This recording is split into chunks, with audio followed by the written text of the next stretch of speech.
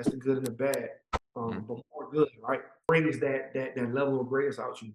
But I'm saying this to say, especially in LA too, because LA, their fans are just diehard, bro. Like they examine from everything, bro. Like it's just they take it so serious. That was me growing up. It can be a regular season game. If the Lakers losing, I might cry. The next day I'm salty. Like, don't say nothing to me about the Lakers, you know what I'm saying? Like diehard fan. Yeah. Um, so that's pressure in itself, and they're obviously playing with LeBron. But that second year in Golden State, when we got DeMarcus, Mhm. like it was just so closely like scrutinized, and they had went to 4 straight finals, and just like it was just. And then you remember when Draymond and Kevin got into their thing. So like every day it was a new narrative, it was a new topic, it was this and that. So Mhm. that season, like the pressure just that was the most pressure season I've ever been a part of for sure. Different though with the Lakers if you like had like a real season, but everything kind of stopped and then we had no distractions in LA. Like I mean in the bubble. Like we had no distractions and like being with Bron every day, like we ain't watching first take. Like we not watching what people are saying, in on TV. Like usually I watch First Take, I'll watch Undisputed, but like Brown don't watch that. So like I literally Yeah. like we Brown, AD, and Dudley like with each other every second of that bubble. And Mhm. like we wasn't on that. And like I wasn't like playing to where like I'm not checking like what's people saying online. Obviously, the narrative, you lose game one, you know what Twitter's gonna be saying. Like you know the regular stuff, but Mhm. I didn't really feel the pressure just because I wasn't playing, and also like just Brian be so laser focused on, and AD be so late. Like AD is not on social media, like they be so locked in. Like so, the people that's locked in with him, like me wasn't. I know I wasn't paying attention to that stuff. So Mhm. I would definitely say the Warriors that next year because the media and everybody was just so closely scrutinizing us and trying not to see us win that Mhm. last year. That was probably the most scrutinized team that I've been a part of. You remember what D West said? What he said after his last year with us? Yeah, he said the this is like the basically he was saying all the stuff that he went through even behind the scenes. He didn't share like, the details, but he Exactly. know. Yeah. Even that 2018 year, like that was D West's second year. That was the second year him winning. But Mhm.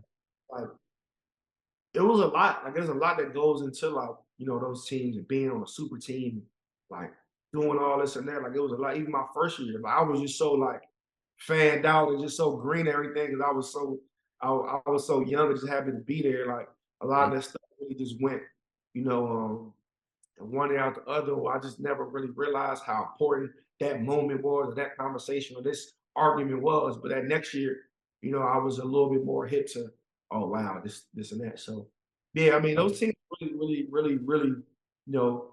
scrutinized from the outside, and the fact that we got to stay together and accomplish some great things is definitely amazing to me. Down here, he's like he runs like all the AU stuff here. So and his body was getting all beat down. It's like, nah, man, yo, it was like that shit is not what it looks like. Yo, it's like your body. D West, bro, D West. It's my OG, man. My first, so my best game with New Orleans my rookie year was against the Warriors, Yeah. and I go for a layup. Mm. D West like uh, hard foul, like send him to the ground. Yeah. Yep, Mhm. and he's like, "We'll get you a floater, young fella." Right.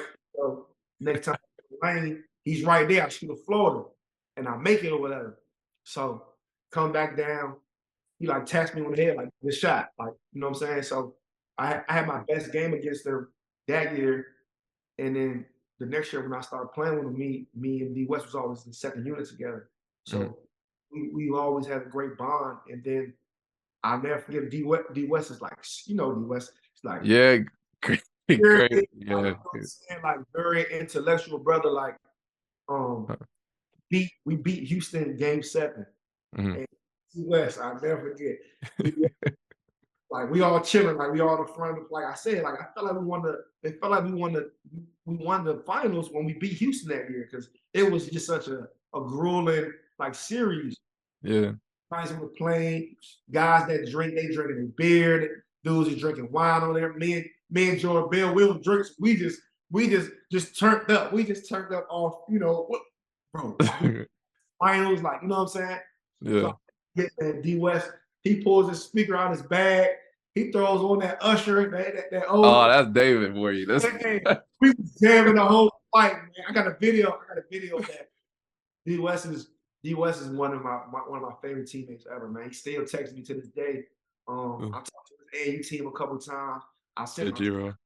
couple times, like a really, really, really, really good dude, man. I was thankful, because I grew up watching him too. You know what I'm saying? So Right. I was thankful, have a relationship with him too. He looked out for me like crazy, man. That's like my OG. Yo, but like I said, for you to get like a NCAA championship and then get 2 rings, bro, goated. I'm trying to like legendary stuff, bro. You had like terrific career so far. You still playing.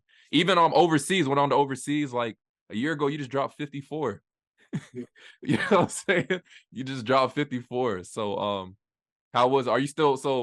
are you currently you're trying to get for another deal? Like what are you aiming for? Hoop, man, but obviously the situation gotta be right. Um, Facts. Actually, in China, we was back in the bubble. Mm, It was tough, man. And then like after I had the big game over there, I started getting some NBA attention. So, mm, me, I'm a guy like I'm always want to play in the league, but I did it. Like I played a long time in the league, so mm. it's not just like the NBA or nothing. Because obviously going over there, like you appreciate like, dang, like these dudes is really good over here, or even the guys that didn't never played in the NBA but have had long On. successful careers over there. It's like, man, these dudes can play.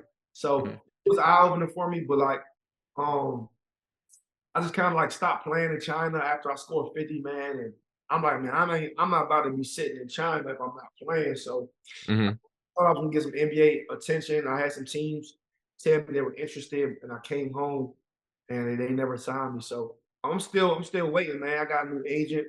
So trying to figure it out, man. I just want to go to a good situation so I can hoop because I'm in my prime right now. So I'm ready to hoop, man. I tweeted something today, like, man, I just want to go hoop. Like I miss going to shoot around. I Mm. miss going to sleep early, knowing I got a game tomorrow. I miss, watching coverages and watching film. Like I miss all that day-to-day routine, joking on the plane and stuff like that. So I'm eager to get back, man, because my game feels good. But obviously the situation has to, make sense. Man, dog, bro. I appreciate you so much doing this, bro. This Man. You got a great Mm. platform. You guys, you know what I'm saying? You give guys their flowers and you let guys, vent, you let them tell their story, you let them know, what I'm saying, how important they are. Like I said, we reached out and watching you. So Thank you, man. sure.